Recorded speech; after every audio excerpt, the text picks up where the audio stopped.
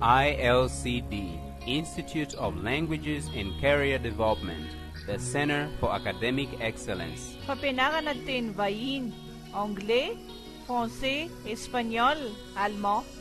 Misy koa na informatique, ny cours d'anglais, américain sy britannique, mpampianatra avy any ivelany, Monsieur Larry. Misy koa mpampianatra avy eto an-toerana, Madame Jenny. Efa nandray fiofanana tany ivelany. Izy ireo dia mpampianatra efa zatra raha, mahanatraikefa manokana, pratique avec des personnes étrangères, américains, britanniques, canadiens et africains.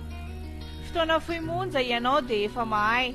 Amin'izao misy ny cours de vacances, frais du cours 50 000 francs, adresse tokana logement 1085 67 hectares nord-ouest, ambadiky ny havany akaiky ny hôtel Mevy. Téléphone 032 41 694 95 033 21 360 87 033 71 777 52. ILCD, the Center for Academic Excellence.